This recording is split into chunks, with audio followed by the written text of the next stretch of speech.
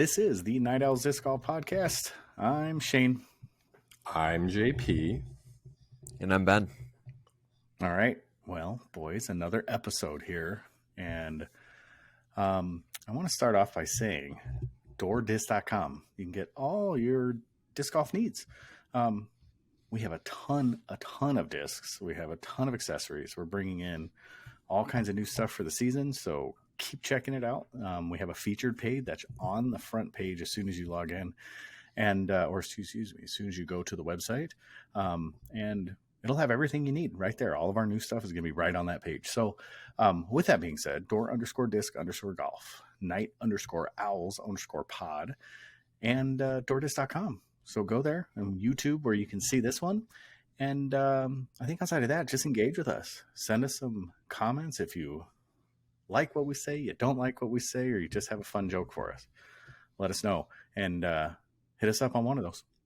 So with that being said, Ben, JP, player reps, are they becoming more relevant at this point?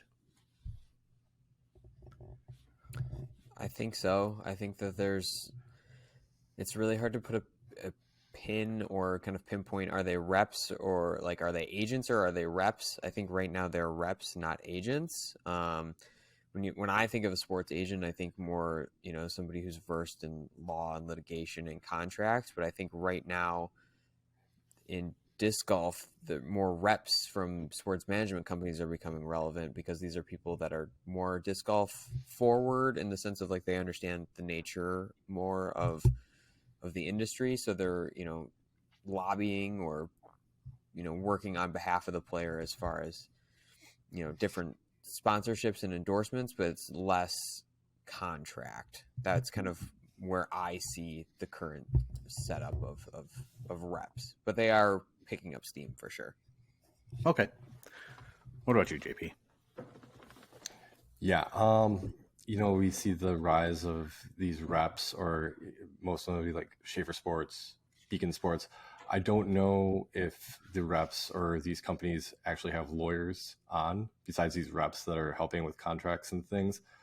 But in keeping disc golf more professional, we do see more of these companies picking up players as they go, trying to help them along the way and maybe not get swindled out of what their worth is. So I think they're kind of here to stay. But along with what Ben said, I think what he said about them being more versed in law will help the players in the long run. Right. And having someone there to actually help walk them through it. Now, as much as I am growing more and more fond of Nate Perkins, maybe he's not the guy, in that regard. I think when we talk about Gannon Burr, what just happened with him, you have to look at Gannon and what happened. And being that it was kind of a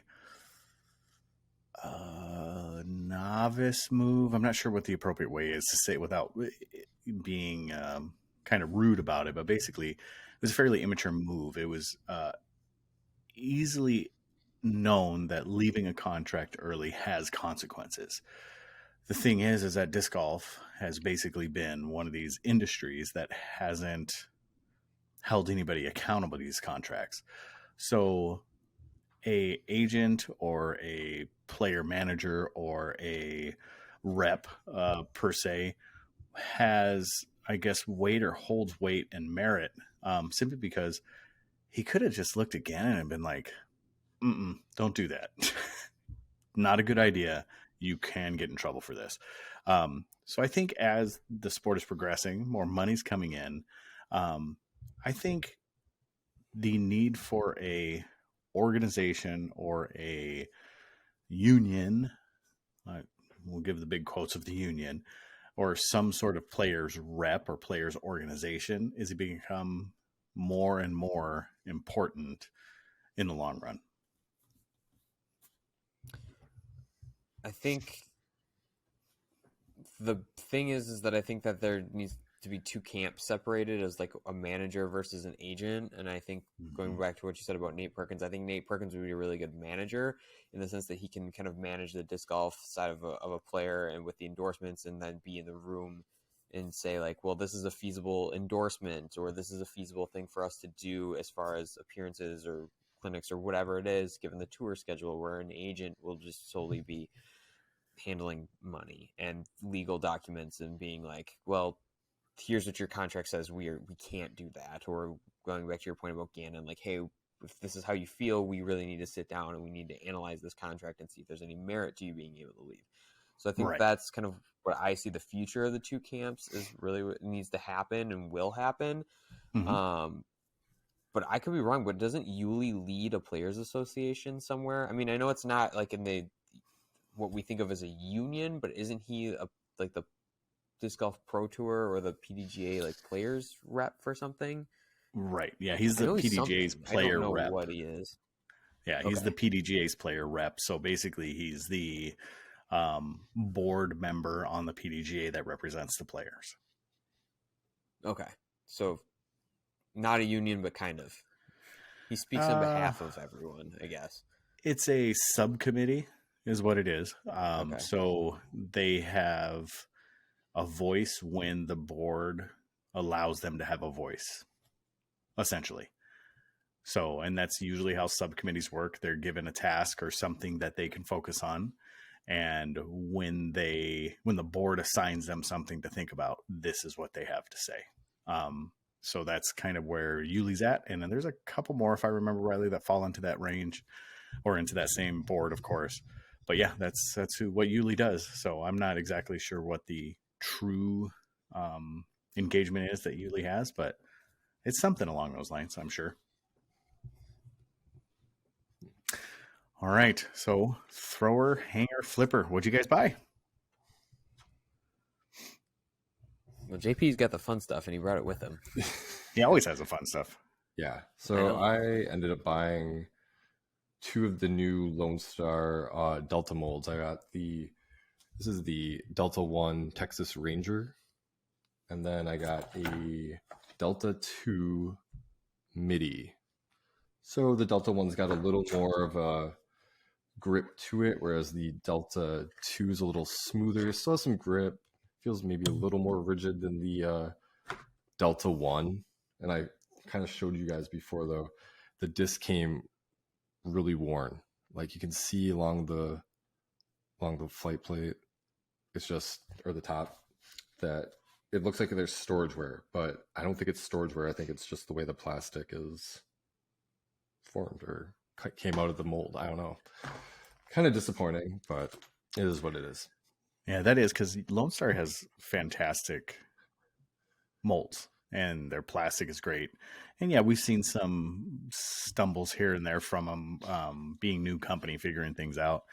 But that looks abnormal to have that much wear. That I'm going to say it out loud. It's very reminiscent of some of the Prodigy issues. Right. And I think like when we had Josh on, we were talking about the bull snake when it first came out with the flashing and like the way it was, the parting line was kind of messed up and everything. So Right. I don't know. It's a new plastic. I'm sure they'll get their issues. I mean, it's not that big of an issue because the disc feels great. It's just the wear and tear on the disc when it hasn't even been thrown is kind of off-putting to me. Yeah. And that's the type of plastic. It's designed to be a kind of a prime. So I'm assuming it's going to be softer in that bridge between the Victor and maybe like Lima Alpha. Like it still has some like Lima has like a better grip almost than Alpha and Bravo. Like it's a little softer touch rather than Alpha and Bravo being slicker. So okay. I don't know. It's going to beat up quick though, I'm assuming. So I'm assuming it would, yeah. Yeah. Well, if it's beaten up that much just in a box.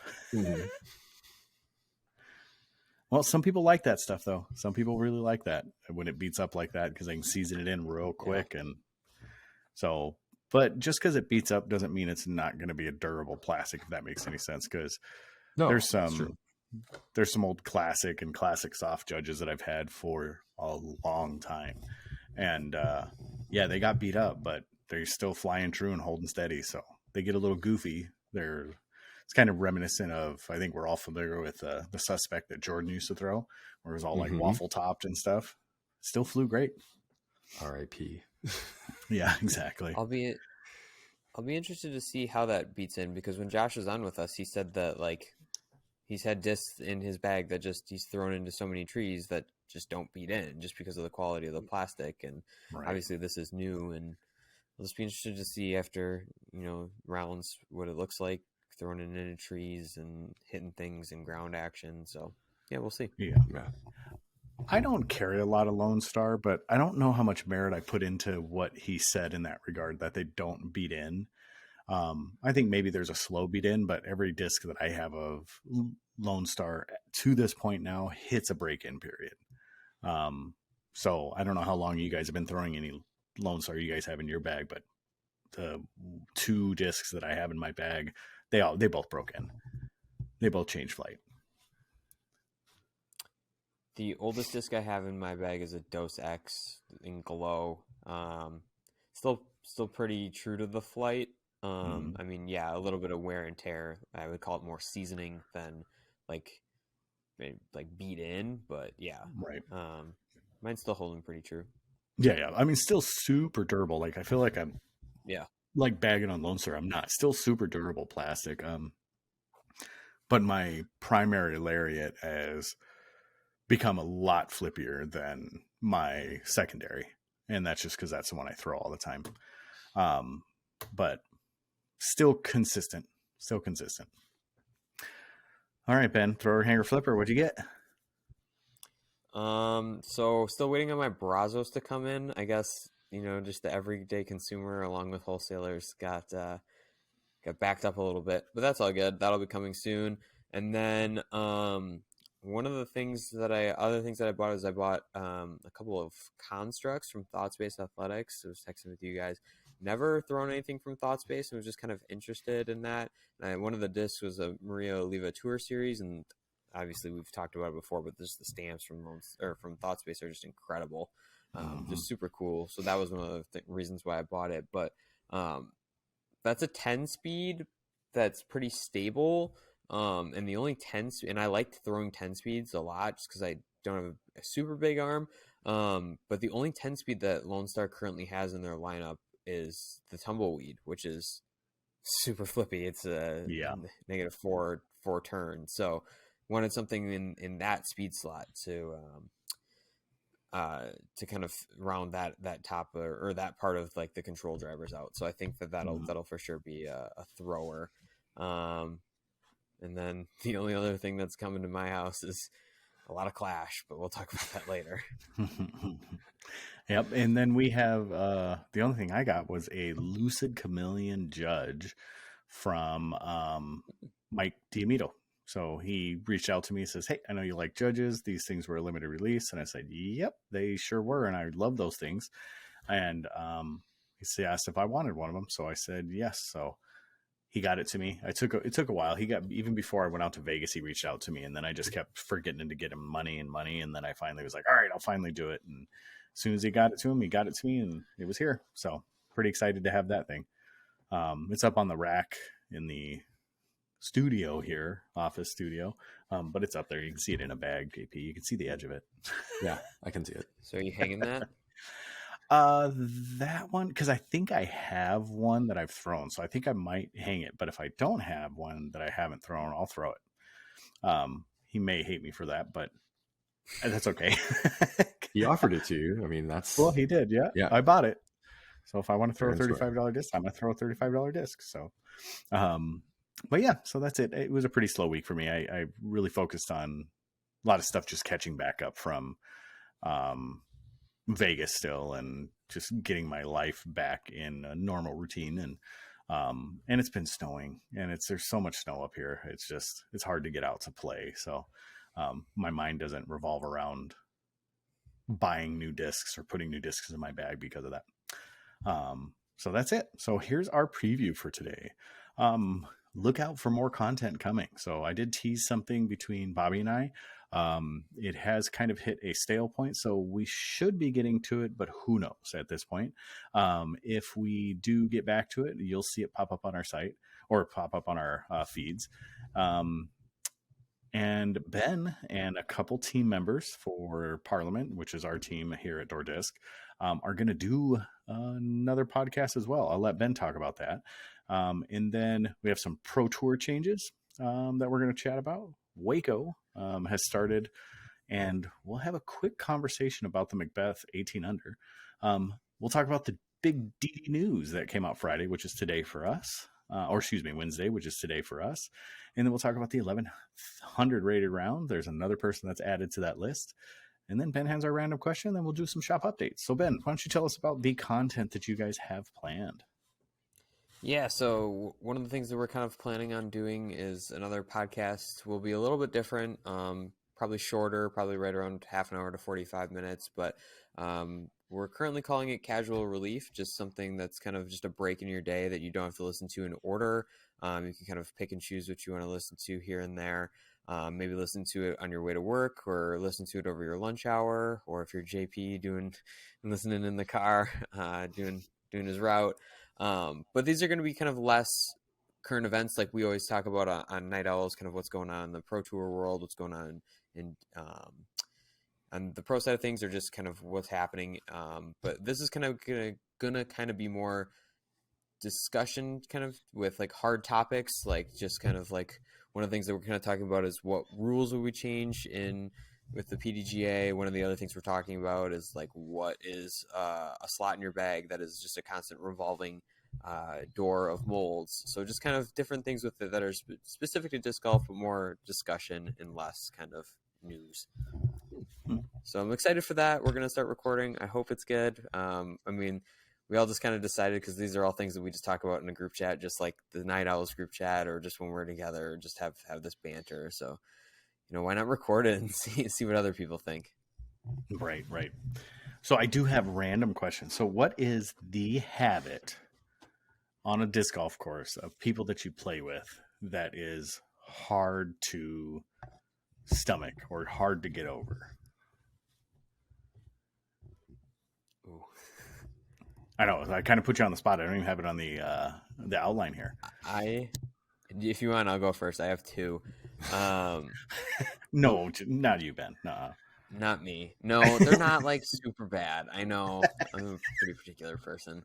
The two for me is I like dogs on the course for a casual round to an extent, but it also just depends on the dog. I've played with a lot of people that have brought their dogs, and the dogs are all over the place. I played with one guy once whose dog would literally just actually sit on the edge of the tee pad, like on the front of the tee pad, and wouldn't move. So that was really annoying, and it slowed the whole round down. And then just the other one is just music that's just way too loud. Like, I don't care like if you're playing music, but if I can hear your music from like 3 holes away, that's kind of annoying, because your music choices might suck. I was playing at Ohauser, and I don't know who it was, so I'm probably calling someone out here, and I'm going to say it. I know we have some local Wisconsin listeners. If you know who it is, that's no insult, but I was like, man, someone is bumping, and we're playing, and it's just kind of chilling near us, and it's getting louder and louder as we're catching up to it. And finally we catch up to it, and it was like 8 dudes. It was mob golf, and this one dude on his, I don't know if it was a Suzuka cart or a Ridge or whatever it was, like full on like Bluetooth, like huge Bluetooth, like block rocker, remember those old school, or not even old school, like the giant, it was huge, and he's just running it like, and it was blown away, and that was way too much for me. Like, running your music on your phone or something like that, I don't care. It doesn't bother me. There's not much that bothers me on the course as far as noises and distractions, but that pushed a button for me.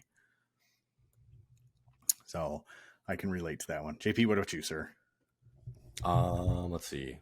People that just littering on the course is a big one. Not picking up after Sure yourselves. I like the music one, because there are plenty of people that I haven't encountered it too much, but yeah, like Shane said, like the Bluetooth speakers going, or I don't get bothered too much, I would say. I know when Dempsey's with me, I get a little annoyed by him. And I'm sure some people, even though he's like one of the like youngest members of our like club, I think some people would, I don't know how they feel about me bringing him along, but he's fun to gab with and just Yeah. have him. But I can see him like talking loud when people are like they're throwing shots or whatever, and be like, Dempsey, you got to keep it quiet when people are putting. You got to keep it down when people are in the middle of their reach back or something like that. So I'm a contributor, I guess. Yeah. We play with Dempsey all the time, and I don't have an issue in the world with him.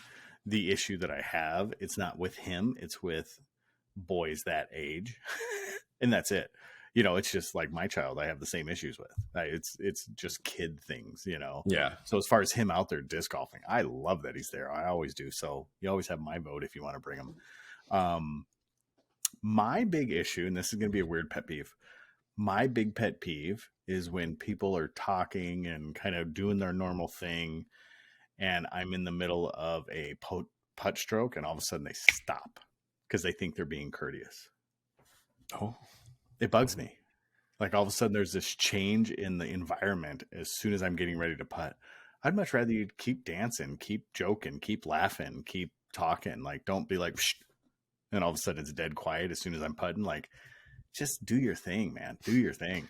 Because I feel like that is more distracting. Or the one that like they do the odd stance just in your vision because they're trying not to move. yeah. Like, just keep moving out of my sight. Like, you're good. Just keep going. If I don't want to take the putt, I won't take the putt. I'll slow down. But ran into that in Vegas a couple times where guys were like, dude, I'm sorry. I didn't know. I was like, if you were bothering me, I wouldn't have putted.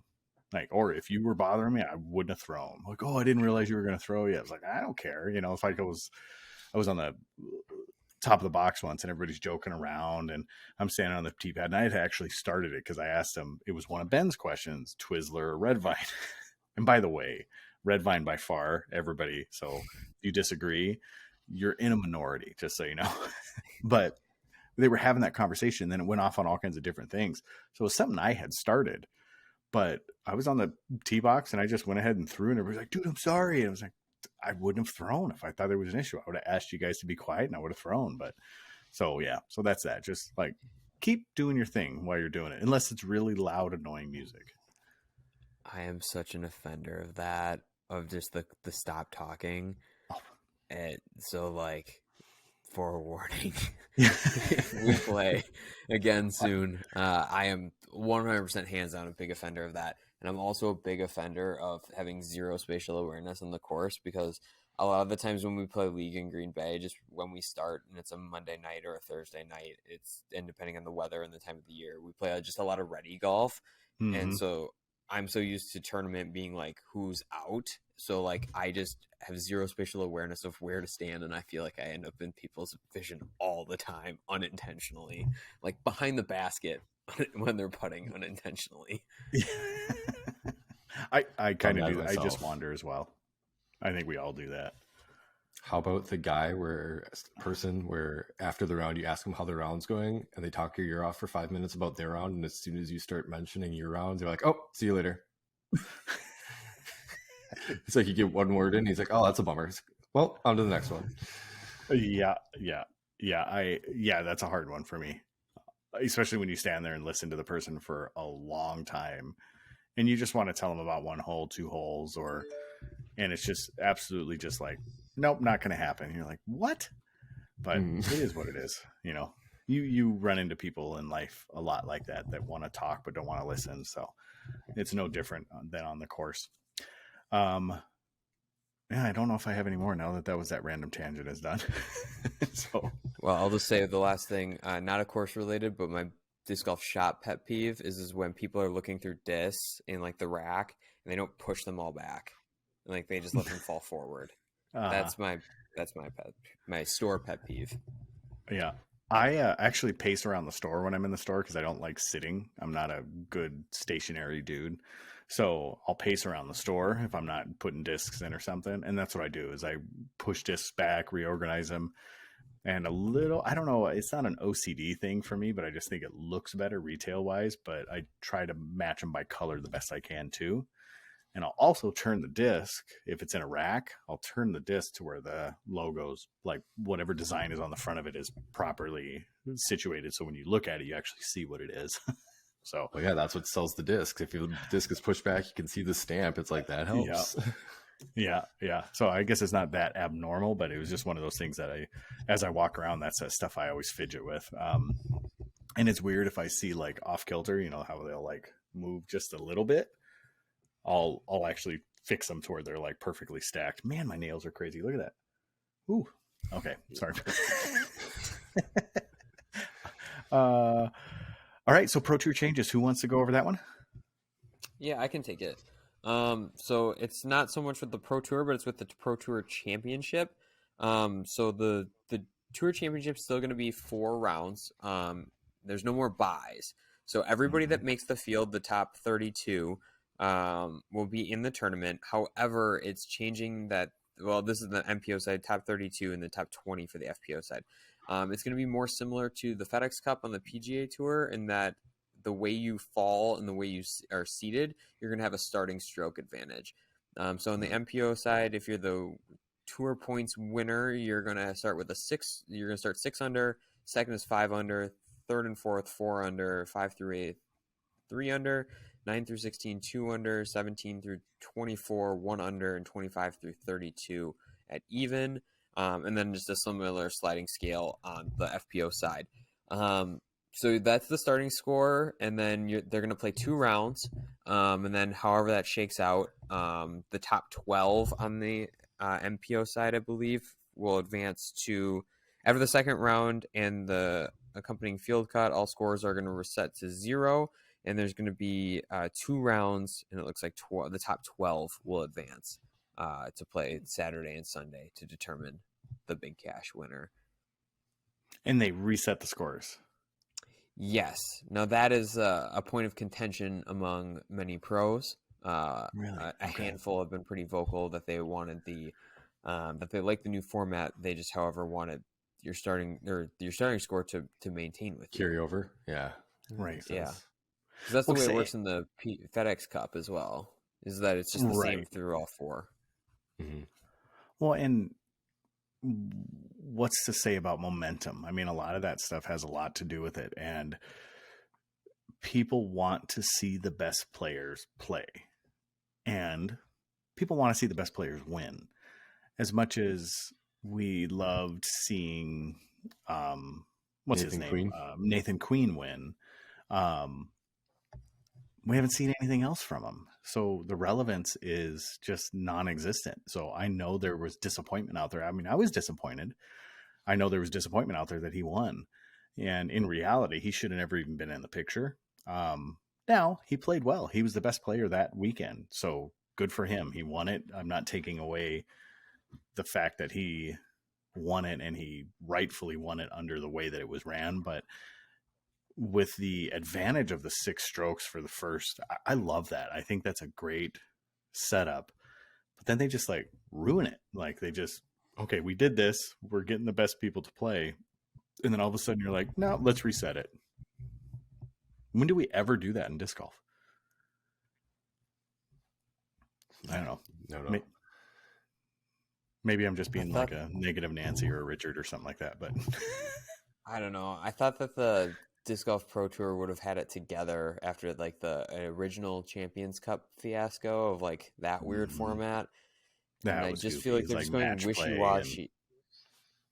Yeah, they're just going wishy-washy on like what they want to do with this format. I mean, it's okay to just copy the FedEx Cup format because it works, and it's worked for a long time, and the best player always wins.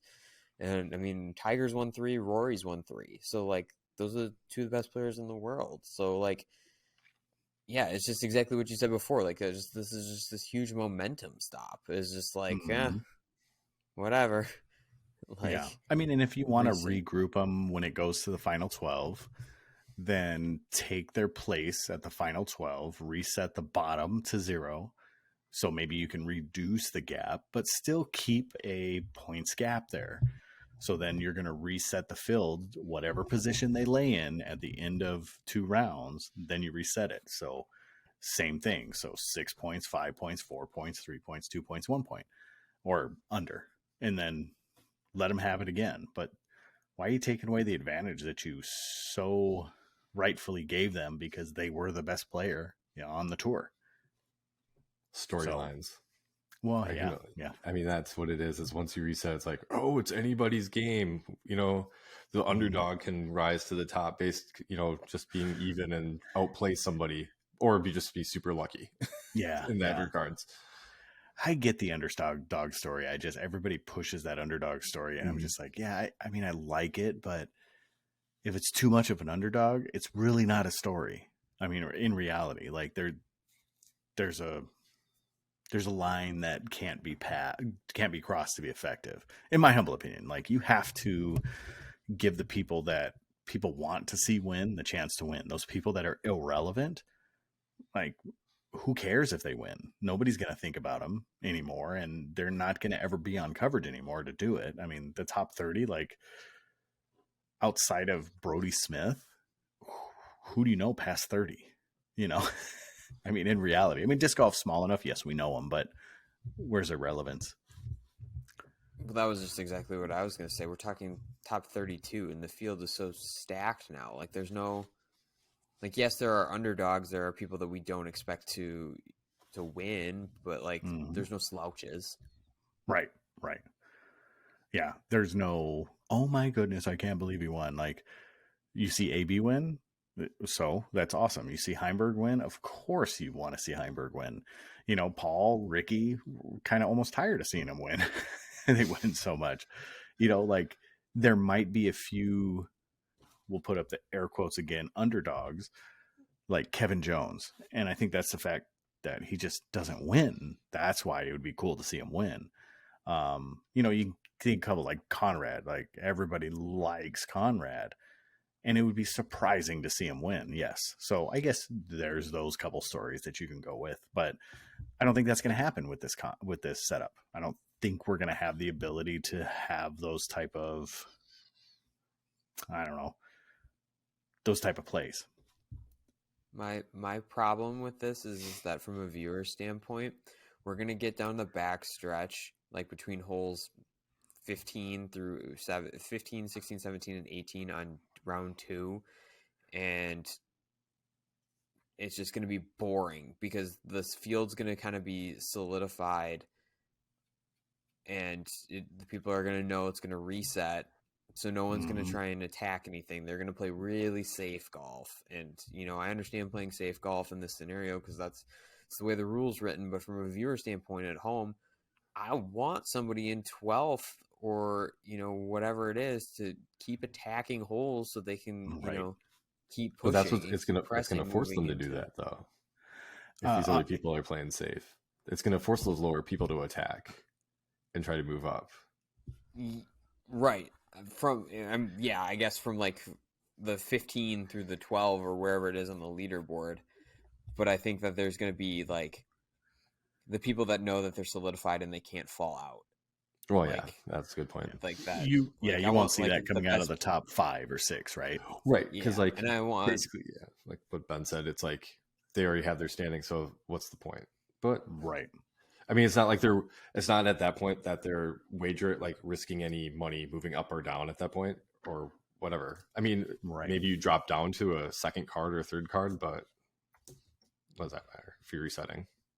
Yeah, I want Ricky, I want Paul, I want Calvin to like keep attacking because it means that, they get on a different card or they're, that extra cushion or that extra, birdie that they get gives them a cushion going into, day 3 or round 3. And maybe that's just a little bit of momentum, where, I don't know, just from a viewer standpoint, I think that's my fear is that it could get really boring and that we're going to see the top people that we really want to see win just play some really boring up and down disc golf. Right. Yeah, it's too bad there isn't an incentive to win every day. Like you get like a bonus or something going into the next round, like money wise, maybe not just like strokes, but money wise to like help incentivize. Like I win this day, I get so much extra added onto the end, something like that. I don't know. Right. Ben, I wrote something in the chat for you. If you can look at that and see if we can make that adjustment. Hopefully that'll work. So going on to, I'm excited about it. I'm excited to see what it's going to look like. I think the first setup that they had was obviously horrible because they didn't even attempt it. They changed it. This second rendition, I wasn't too mad about it. I mean, I liked it, but like I said, I think there was a level of like, really, this doesn't seem to be fair for the best players out there. This seems to even it out a little bit, but I think they just missed the ball a little bit, and I think we're all kind of echoing that. So hopefully, I'm excited to see it. I'll watch it. So, and I think it's going to allow people. It's kind of like the USDGC where they have the buys. I know some people love them, some people hate them, but I think without the buy, it's going to be better to see these people. They're going to be able to warm up, and you're going to be able to see the best people. So the first couple rounds, you're still going to get people watching the rounds because Macbeth and Wysocki and Heimberg are also going to be playing. They're not getting the buys the following rounds. So there's some benefits there. All right. So now that we've gone over the Pro Tour changes, I want to talk about Waco should have started by the time this airs. And let's not forget, this is where Macbeth went 18 under in 2019. So something to think about. That in my picks, I did not think about, but they changed the pars. And so I don't think we'll see the 18 under again, but maybe we'll see Macbeth go off because he went off last year too. So we'll see. We all still happy with our picks? Because I'm happy with them. Oh no, maybe I should change mine after all the hate we got. No, I'm going to double down on Holland Hanley. Yeah, I am. Like I said, I think that we're basing our picks off of maybe a little fandom, but you can't decide a pick at this so early in the year based on one tournament. And yeah, we got to roll with it. We got to take our picks and own them. Yeah, no I'm pun intended because I picked own. Yeah, exactly. Well, I'm fine with a Holland Hanley pick. I mean, I think she's untested in the woods for the most part. I don't know if she's ever performed well in the woods. Worlds was a great performance from her, but I wouldn't call that a wooded course like Waco is. Waco is a destroyer when it comes to wooden courses. So we'll see how it goes. If Tatar shows up with her A game and she's not hurting, then I think it's going to be great. And that's the only person I regret leaving off, but she was my honorable mention. So I hold to it. All right. DD news, big news today. So actually Wednesday. So today's Friday, but for the podcast, but Wednesday. So they made some big news. They like did a big publicity stunt, and it seems like a strange thing to put out. Like, big changes coming. We introduced all this fantastic stuff, and then we sold. Like, am I wrong? Does it seem weird to you guys or no? Yeah, it seems a little weird. The announcement would seem to be something bigger. Like we kind of thought maybe production was coming to the U.S. Mm-hmm. That would have been big news. But if you read the article they released, they said it's most likely going to happen soon. Yeah. It's just weird because we were kind of chatting about it last night, and we were discussing who's all under this big umbrella so far of Lat 64. You know, the Castle class, the West Side, who's with DD, you know, combined ownership of DD and Latitude, and then all of a sudden the news of, oh, this venture capitalist company is who owns is, you know, owner in Castleplast and Lat has bought Dynamic. And it's like, oh, interesting. Well, production for the time being is going to be the same, so nothing really is going to change. DD is going to get a big influx of money from this company right away, but who knows what's going to happen in the long run. They're kind of focusing on growing their brand, as you know, and getting this influx of money to maybe help speed up production and things. But in the long run, where does it take them? Right. I think there's some longevity in there, which is the planning for the future. Obviously, disc golf there's not a lot of money. We want to think there is. ultimately, in the grander scheme of things, there's not a lot of money in disc golf. So when a venture capitalist comes in and invests, so this group comes in and invests into companies, what they do is it's an immediate cash influx or capital influx into these companies. And these companies can then do things that they have wanted to do for years and years and years. But with disc golf money, those things don't come quick. You have to be very wise with your finances and make sure that you're allocating the capital in appropriate areas. So these venture capitalists come in and just, here's a lot of money, but I'm going to take a good percentage of it when that comes back in. So I don't think it's a bad thing, and I don't think it's ultimately going to harm these, because Lat 64, if I am correct, has been under that banner for 3 years, or it happened about 3 years ago. It was just prior to 2020. I'm pretty sure. I think you're right. I think the group is called Mountain Village, and it was started way back in 2005 by Vendis and Equip, who are the joint venture capital people. And then that group founded it's called House of Discs, if I'm not mistaken. And that's like the umbrella company that they're all under. And then Discmania is also under the Mountain Village, along with Disc Golf Park and something else, but they're not under the House of Discs yet, but it could happen. Right. So it's under the same venture capitalist group, just not under the subsidiary of House of Discs. Right. But they are still, I was reading about it, they're a subsidiary of Lat 64.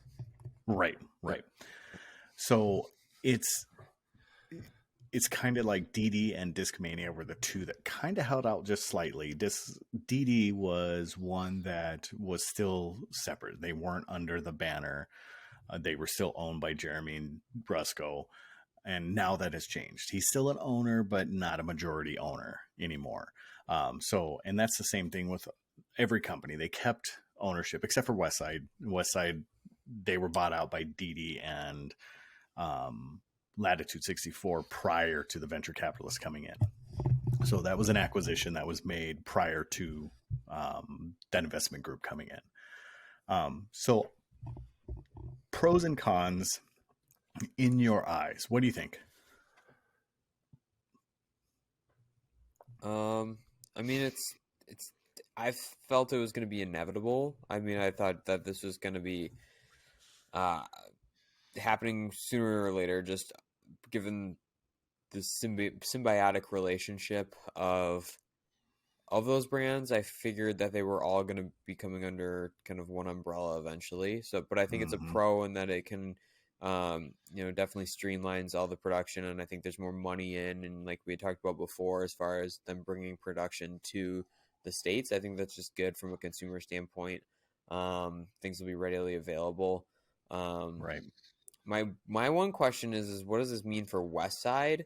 I feel like Westside has continued to take a back seat for a long time amongst Trilogy. I don't really know the reason for that. I think that there are some good molds within that lineup. Matteo is a good guy representing them.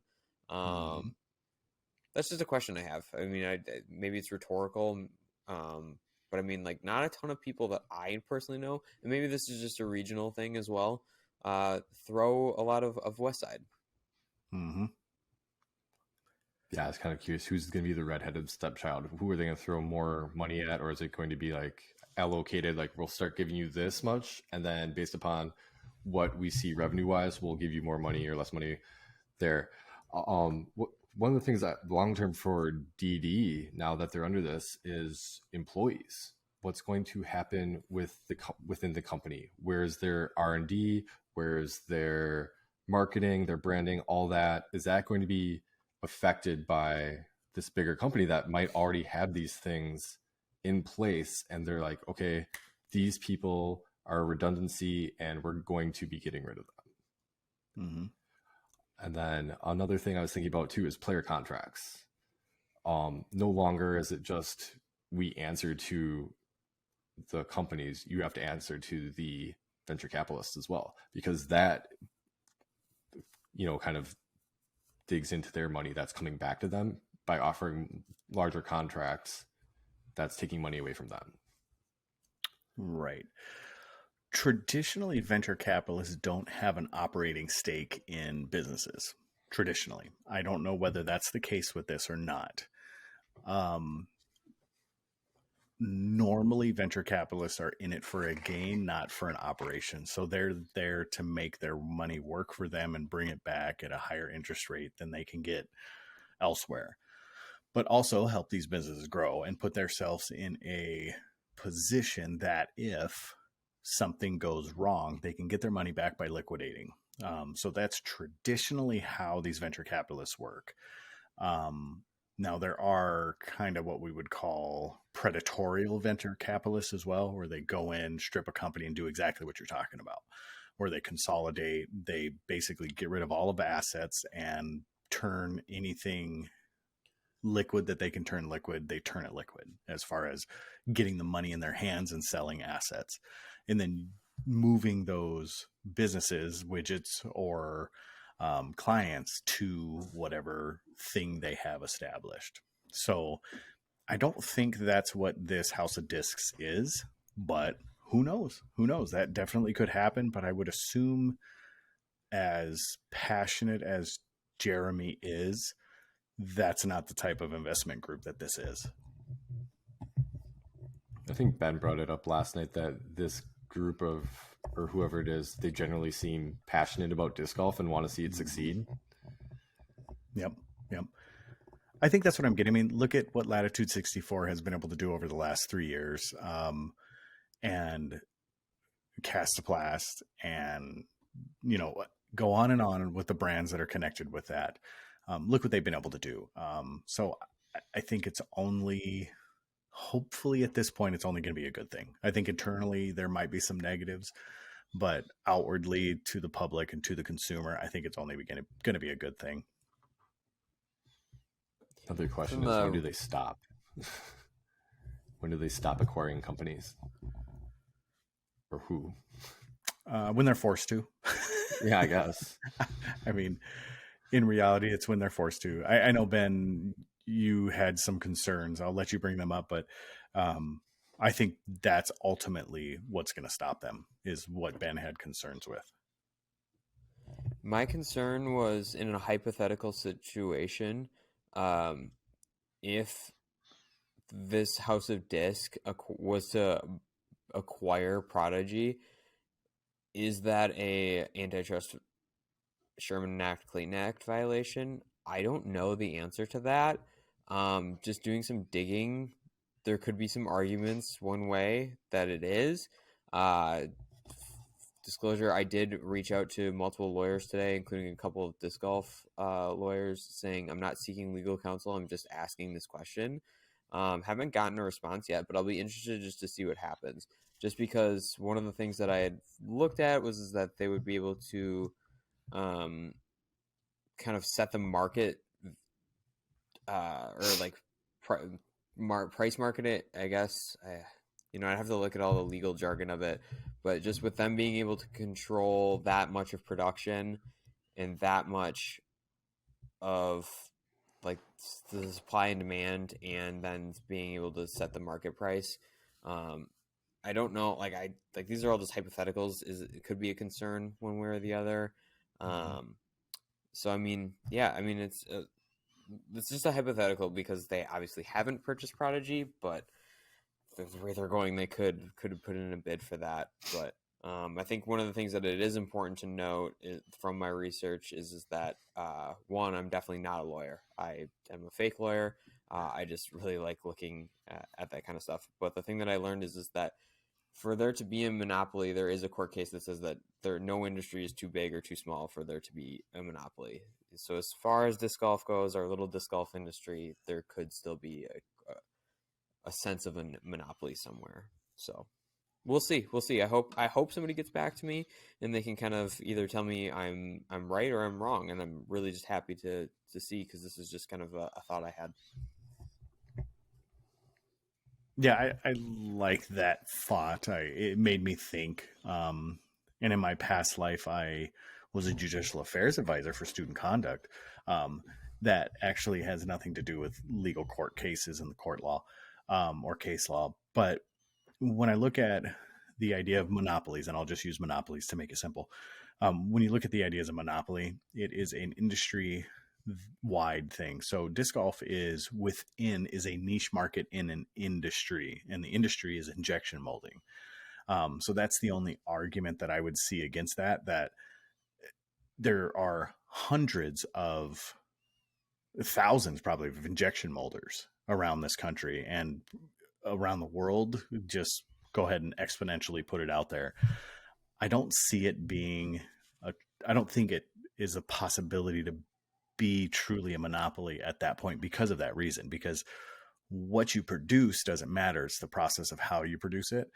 Now you have something with the cornering the market price. Who knows? I'm interested to hear what you hear too, as well, because I don't know. I think it'd be fun to hear it, and but really, who's gonna push them on that except for maybe another manufacturer that feels threatened? I think it would only be the big two. I think they're the only ones that could do it. Or as far as push a lawsuit, as far as what I'm saying is I think they're the only ones that have the legal retainer and that would even feel somewhat sort of threatened enough to push that. Right. Well, yeah, the big three, I guess: Discraft, MVP, and Innova. I think those are the only three that would have enough to do anything with it. So I think you're right. All right. So let's talk about the 1100 rated round. So Adam Hammis is added to the 1100 club. I don't know if that's a weird saying for some other derogatory thing, but the 1100 club has been added to. So Adam Hammis shot a 1100, and that was that at Fountain? At Memorial, correct? Round one. Yes. Yep. So once again, inflated ratings at a course that serves them up all day long. So it is a unforgiving course as far as OBs and landing zones go, but it sure is a really forgiving course as far as ratings go. I mean, pretty much everybody got up and down there. If you look at the top of the leaderboard just after round one, it seems like there were very few mistakes. I mean, I'm just kind of looking at it right now that it's Adam Hammis went bogey free, AB went bogey free, Cupcake bogey free. So like very few mistakes, and just echoes exactly your point. It's a very forgiving course in that one mistake, you're still getting up and down for par. Mm-hmm. Let's pause a little bit. How do you feel about the name Cupcake? I go ahead. I'll let you guys go first. My only thought is on him is I just want to know, did he call himself that, or was that a nickname that was just given to him and it just kind of stuck? Because it is interesting if you just actively call yourself Cupcake. He showed up on the Nick and Matt show the other night, and I think he said it was something to do with getting. It happened at maybe at the Memorial, but Beth smashed a cupcake in his face or something like that, and the nickname kind of stuck after that. I wasn't listening very closely, but something to do with getting cupcake smashed in his face. Okay. And I know he was like a Macbeth hang around, or Macbeth found him, or whatever it may be. So I'm not sure where. Yeah, but because he was originally on Innova, I think, before going to Clash. Is that right? So maybe he was a junior on Innova and like kind of moved up through there, and then eventually landed on Clash and was with Macbeth at Innova. I'm not sure. I don't know. Sadly, I don't know much about him. Yeah, I don't either. He's pretty young. That's all I know. Yeah. I know his hair is pretty awesome. Throws far. Mm-hmm. And outside of that, his name it just hits me the wrong way. I don't know. And is it a professional? Like, is it? I think you're more thrown off by the fact that like other people's, all of the disc golf names that we have are shortened or variations of other things. So Vinny, Calvin, Germ, Jeremy. Like Cupcake is just very random, and it's not like a shortened version of his name at all. So I think that's just kind Right. of what's maybe throwing you off a little bit. Maybe no, I think it's broadcasting too. I mean, you've heard me complain about like I don't know, like Philo and his cool guy talk and Ian and his cool guy talk. And, like you've heard me complain about the other side where Nate Doss and his like perpetual need to hear his voice. Oh, congratulations to them having a baby, by the way. Figure I would just throw that out there. The Dosses are. But just hearing Cupcake on a broadcast, I don't know why. I'm like, it doesn't feel right to me. It does. It's a little bit. And I don't have any reasoning behind it other than stop. Like, that's it. That's all. Just stop. I don't know. But if it's his nickname and that's what he wants to be called, I guess it is what it is. We'll respect it. Yeah, I don't know. It's one of the more strange nicknames I've heard because sometimes you hear people go, "Oh, hey, Cupcake," and it's not necessarily like your nickname, but it's referring to you as being like soft or something like that. Like I don't know. Sometimes it has a negative connotation. Yeah, and so I think with that, it doesn't add up to like maybe the person that he is, but I don't know. It's just weird. Wasn't the movie Remember the Titans where he's like, "Hey, Cupcake," and then he throws like a dart, "Cupcake, eh?" Was that what he said, or was it Sunshine? Sunshine. Oh, it's Sunshine. Yeah, quarterback. Sunshine it wasn't guy. Sorry. Sunshine Randy Bass is an elite quarterback. Yeah. So, yeah. All right. Well, Ben, it's your turn to take over. Okay, gentlemen. We only have one. Well, it's not really a question, but it's more of a random thing. You have to draft your top three or an item in each category. You're going out for an evening. What is your power rankings? What is your top appetizer, beverage you want to have when you're out, and your karaoke song? Oh my goodness. Karaoke? Yes. What song are you belting at the top of your lungs? My goodness. JP, do you have answers for this? Because I think don't. so. All right, go for it.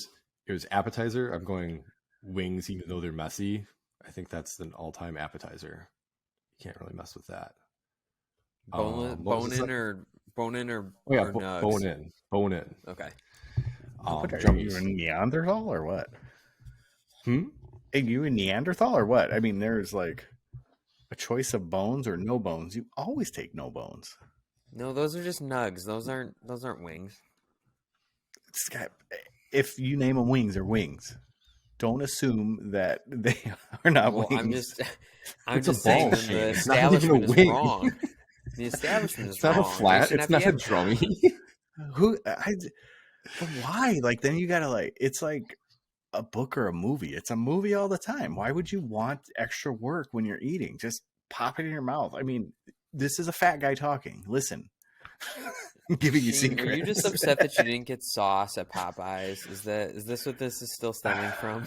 Or that we had? I am, especially sauce? When they no, I didn't want sauce.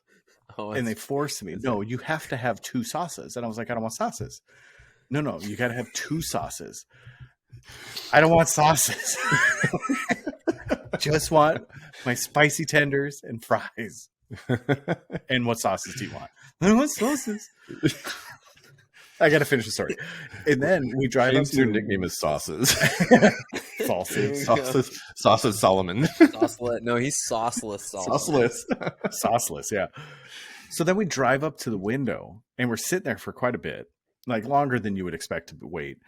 And dude opens the window, is like, "You guys had the tenders with no sauces." Did you want sauces? I wanted sauce. No. Yeah. And then Ben wanted sauces. So Ben got sauces, asked for them. Dude was super happy that Ben asked for sauces. And then we get home with the bags. Guess what Ben doesn't have? Sauces. This was Come a on, Pop. 20-minute ordeal of just debating with a gentleman about should sauce be included with your tenders. And it was in a drive-through. Dude was sitting in a drive-through in a Popeyes, and they were like, sauces? Like, no, we don't want. No, you need to pick 2 sauces. I don't want sauces. And he went back to the sauces a lot, way more than he should have. Way more than he should have. It was the weirdest thing in the world. And with Ben's, like, yeah, we'll take sauces and then we'll do these 2. He's like, okay, sounds good. Never mention it again. Get back to the window. Mentions my order with no sauces. It's the weirdest thing. So, yeah. Anyways, go ahead. Sorry. So appetizer was wings with bones. Yeah, I forgot what the next one was. What are you having to What are you having to drink? Could be alcoholic. Could be non-alcoholic. Whatever you're feeling. And then what are you belting for some karaoke? Yeah, probably some sort of IPA and water. And then my karaoke song would be tequila. Because you only have to say one word. Yeah, I don't like getting in front of people and singing. I used to do it, they used to have karaoke night in college, and like everybody would like, yeah, get up there, force you to get up there. And I'm like, this sucks. I hate reading the teleprompter or the big screen. You're off key, but maybe not drunk enough to be singing. Well, you have a couple of those IPAs. You never know. You never know. Go up a number in words from 1 in tequila to maybe 3 or 4. Yeah, you never know. No, yeah, that's what I'll say. So when you say tequila, it always reminds me of Ernest P. Worrell. For those of you that are old enough to know, Ernest saves a bank, or Ernest robs a bank, Ernest goes to summer camp. He does the tequila song in one of those, and that's what I think of every time. Okay. I think of Pee-wee. Isn't Pee-wee's big thing? Pee-wee does it too. Herman in the dance. Yeah. That's right. He does that too. Okay. I will pick nachos as my appetizer. Although if there is a giant Belgian pretzel, all about it. So it's between one of those 2. But no, I'll go with the giant pretzel. If there's a giant pretzel, for sure. Soft you get pretzel cheese with it. Beer cheese for sure. For sure. Even like honey mustard. So there's this whole grain honey mustard that some of them come with, kind of sweet. Oh, it's phenomenal. My beverage of choice is pretty plain. Just Diet Coke, Pepsi, RC, right. It doesn't matter. Just diet. I prefer Pepsi, Diet Pepsi, but it doesn't matter to me. So I'm born with that. If I chose a karaoke song, first of all, I wouldn't, but if this is the game, how we're going to play the game, I would choose Rapper's Delight. Nice. Can I pay to see that? Like, what is it like? Like, what is it gonna take for me to see that? Also, a video that is roaming around. No, I don't know, because this was pre-YouTube. So if anybody that grew up with Shane has this video, please email it to me. It is college. Stuck on a flip phone somewhere. Yeah, it is college. And one of my good friends, Tyler Zebkar, did it. And I said, okay, so it was a freshman hazing for football. You had to stand up in the cafeteria, in the middle of the cafeteria, and sing a song. And if they liked it, they would applaud you and you could sit down. If they didn't like it, they would tell you they would yell hips. So the football team would yell hips, and that meant you had to start dancing too, because your music was horrible. And if they yelled hips, that usually means that shortly after that, they would start chanting, you suck. And then you could sit down. So, and then you'd have to do it again if you got the you suck chant. So that was football hazing. So Tyler Zebkar did Rapper's Delight, but he changed it. And I was like, you know what? That's a great idea. Rapper's Delight. I'm going to do it, but I'm just going to do straight up Rapper's Delight. So it's out there. Someone recorded it. I don't know who has it, but someone on the Concordia University football team in 2000 has this video. So you know who you are. Please send it to me. Thank you. So someone has it. Yeah. So that's what I would do. So those are my answers. What about you, Ben? So I would go cheese curds. It's kind of polarizing though, because like even in the state of Wisconsin, there's some really good cheese curds, and then there's just some like okay cheese curds. But I am a cheese curd connoisseur, and if you have cheese curds, I'll try them. Are you a like tempura battered cheese curd, a cornmeal battered cheese curd, or just like a beer battered cheese curd?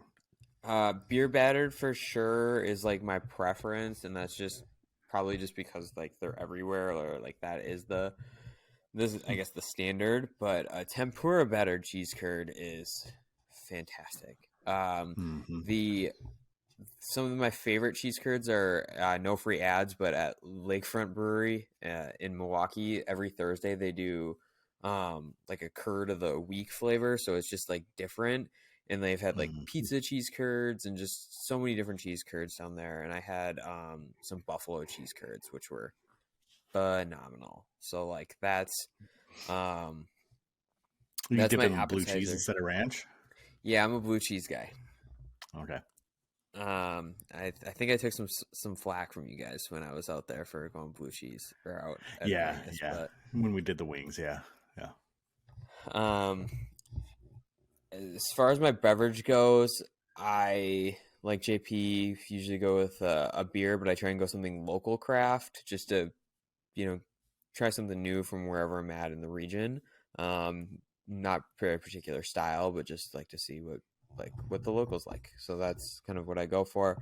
But my karaoke song, Mr. Brightside, I feel like it's just it's a good one that'll get the entire room going. Everybody will sing along with it. Mr. Brightside. What's Mr. Brightside? The Killers? The Killers. Okay, thank you. Oh, What? Coming What's out of that? my cage and I've been doing just fine. they're actually a band from Las Vegas, I believe. They are. Yeah. Oh, see, now I'm gonna have to look this up because even when you Yeah. sang it, I didn't. It I doesn't. can't sing more or we'll get flagged by the YouTube gods. Right. Mr. Sunshine, Bright Side. Mr. Bright Brightside. Side. You gotta watch the music Mr. video too, because the music video is great. It's a great music video. Okay, all right, Mr.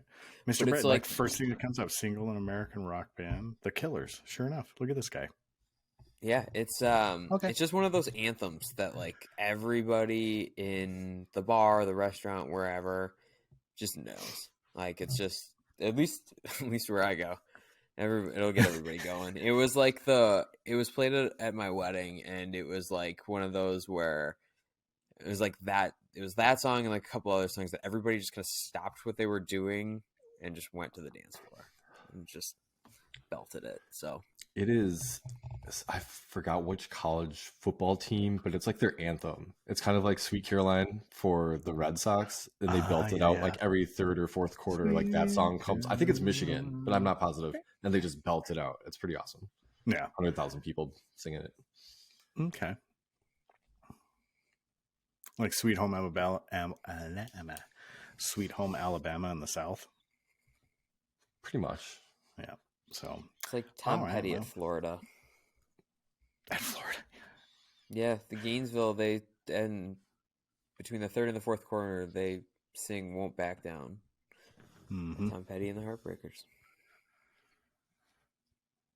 All right. So shop updates now.